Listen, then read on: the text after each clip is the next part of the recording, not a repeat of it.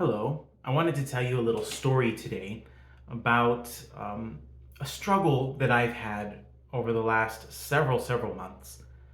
And it's one of those things that I struggle with. Maybe you have this issue too, where you sort of vacillate between two different ideas or multiple ideas, and you never quite know which is the right way to go, and you get stuck in something that's kind of like analysis paralysis.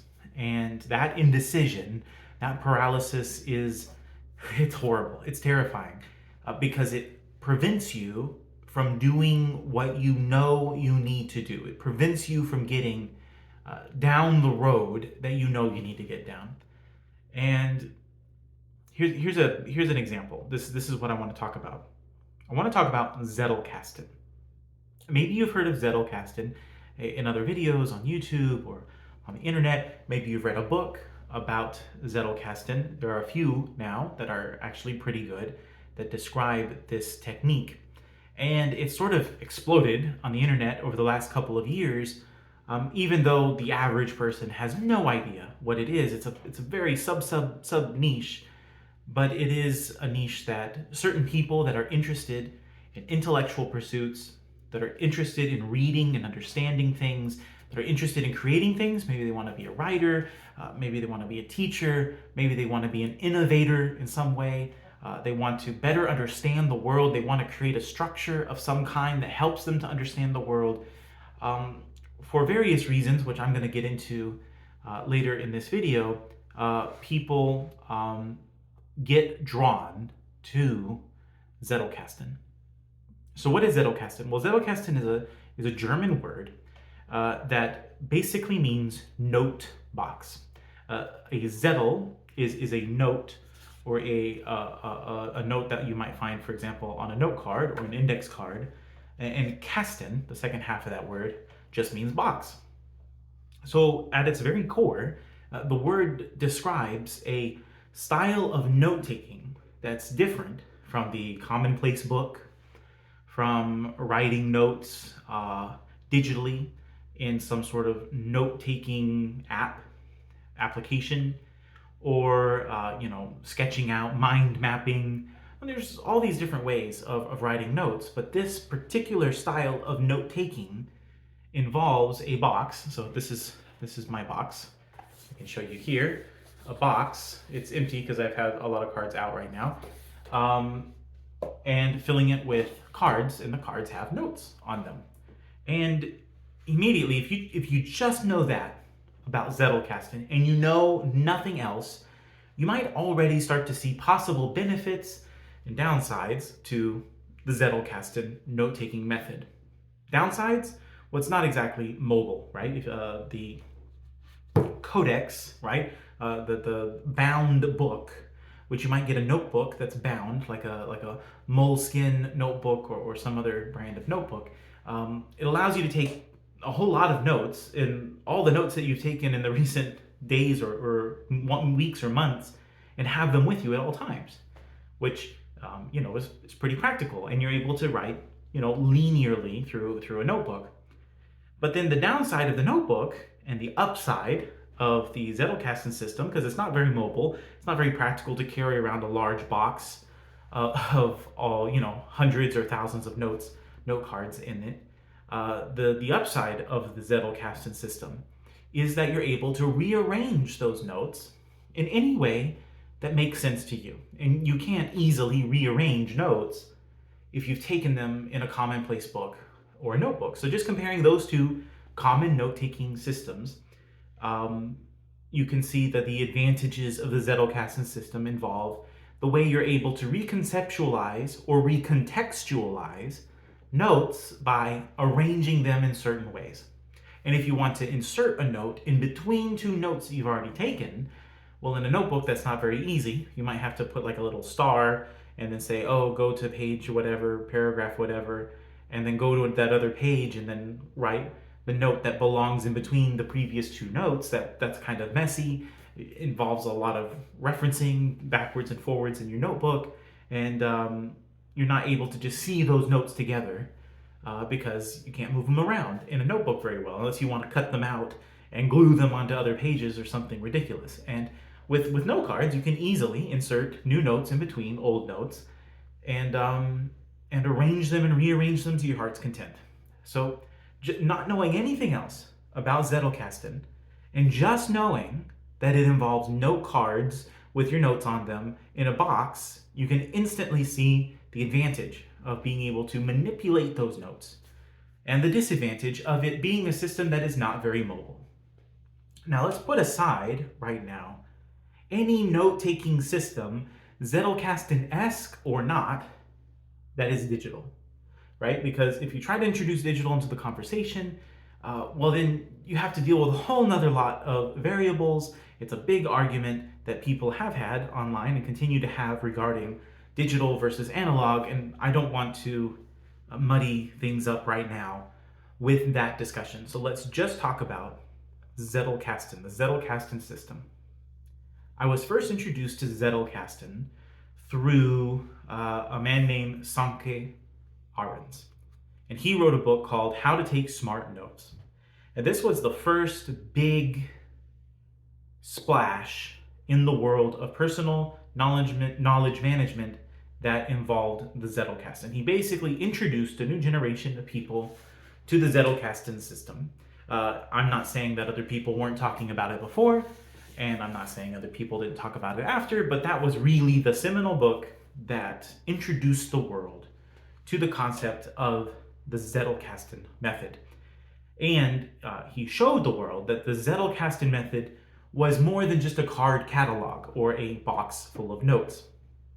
And he did that by showing us a few clues into what one man who basically, I don't want to say invented, but he took the concept of Zettelkasten that others had used before him, and he evolved it to its final form, or its current final form. Although I'll talk in a moment about someone else who has continued to balance both very faithfully sticking to the form that was sort of introduced by Sanke Arens, but also evolving it in certain ways himself, and perhaps has taken the torch from this man and moved on. So this man's name that Sanke Arens wrote about, the man that sort of took Zettelkasten to its current final form, his name was Nikolaus Luhmann.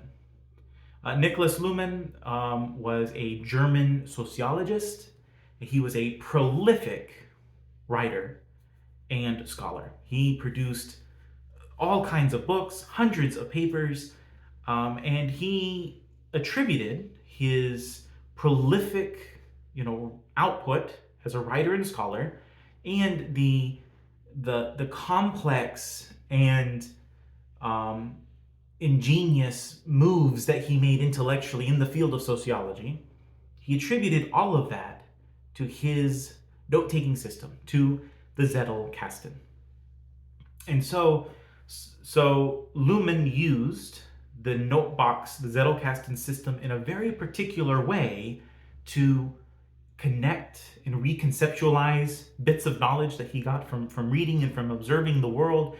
And he connected those things together and formatted them and contextualized them in a very specific way. And he continued to develop and grow that knowledge by continuing to add new ideas and creating new connections between ideas inside of his Zettelkasten system. So, my purpose here of this video is not to describe how the Zettelkasten works. And I think in a future video, this is probably going to be sort of an ongoing theme of several videos. I'll describe it to the best of my ability as we go. But I want to talk about how appealing this system is for someone like me, but also how devastating this system can be for someone like me.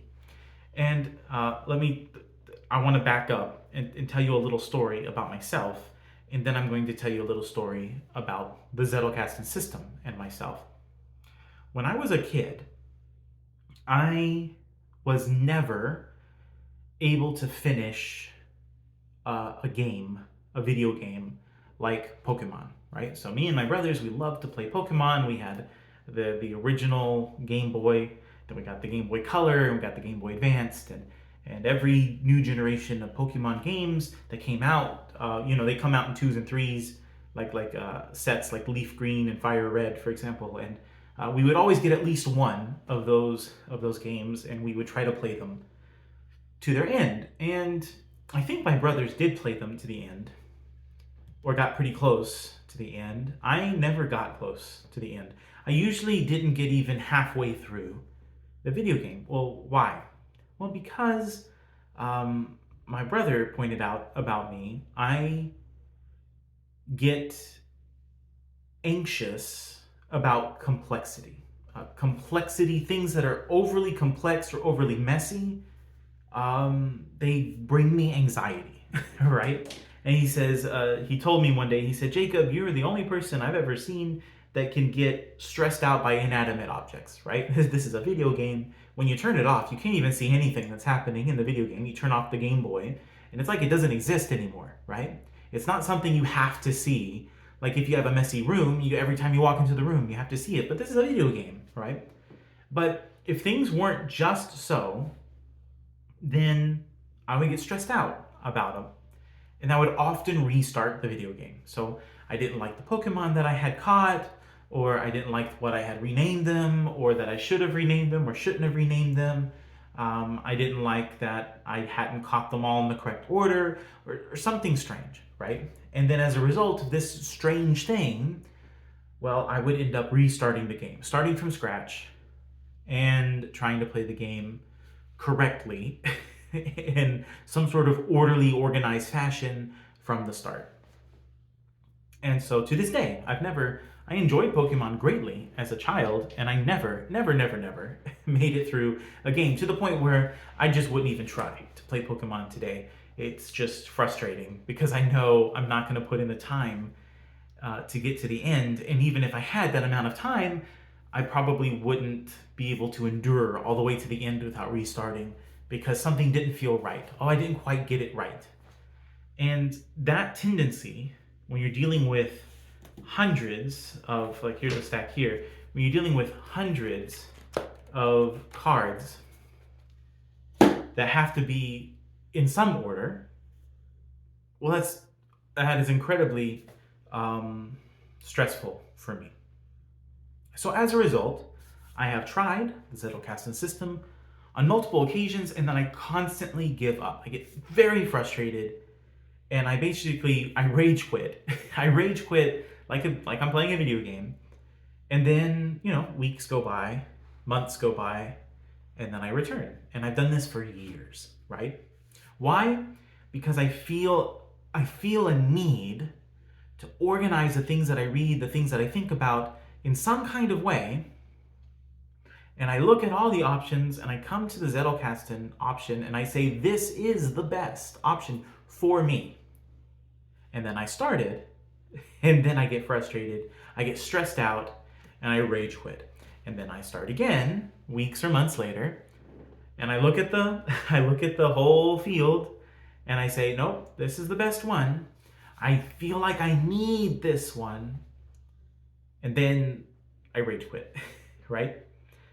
And I don't know if I'm the only one who has faced this. Not just about Zettelkasten, but about anything. I mean, there are Zettelkasten-esque digital, and we're not going to go digital versus analog in this video, but there are digital versions. A guy named Milo here on YouTube, he has a program he calls Linking Your Thinking. He uses Obsidian.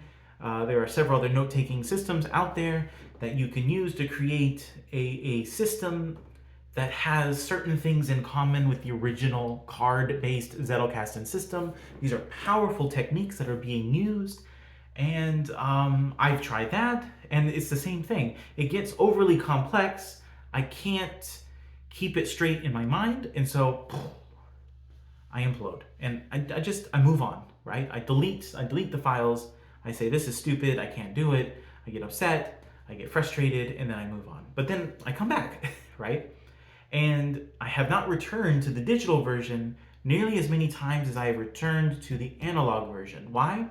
Because I truly believe that the Zettelkasten card note-taking system will work, does work for me, for my way of thinking, if only I can get past the anxieties.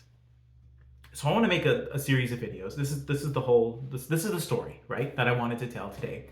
I want to make a series of videos, in the weeks to come, that focus on the doubts and hesitations that I have had in past attempts with Zettelkasten. I want to talk more about how the Zettelkasten works. I want to talk more about other people that have been instrumental in bringing Zettelkasten to the world and have done so in amazing ways. And I want to talk about my own personal arguments for and against the hesitations and anxiety-causing thought processes that have caused me to quit Zettelkasten in the past. I want to work through these things in order to persuade myself, and by extension you, if this helps you, then awesome. But I want to persuade myself. I want to organize my thoughts in such a way that I develop a determination to continue the system that I know is best for me and my personal goals on the intellectual and creative fronts. If I'm turning this into a video and not just talking to myself, because I could be talking to myself, I'm turning this into a video or a series of videos because if there's any possibility that other people have had the same problems or could have the same problems that I have had, then I want my reasonings, my internal debate made external for you and for this video, I want others to be able to benefit from that. And I want to be able to go back and watch this in future videos in order to reaffirm and continue to build upon those reasonings made in that debate so that I continue to use this system. Or if at the end of this whole process I finally decide it is not for me, I need to be so sure it is not for me that I never return to the system, right? The goal isn't to blindly commit to the system forever. The ultimate goal, the only goal I can set for sure now that I know will be positive for me no matter what, is I want to replace indecision with decisiveness. Whether that decisiveness leads to me using this system, forever down the road, great. Or a decisiveness to leave the system and never use it again. And I know that probably more beneficial and more powerful for my goals and for others isn't to use the system or not, but to be decisive about it and to stop vacillating, because frankly, I'm wasting a lot of time. So look forward to that in future videos. I'll shuffle them in with other videos, so it's not the only thing I talk about. But if you're interested in that, come back and we'll see where our reasoning and our debate leads us. That's all for today. I'll talk to you next time.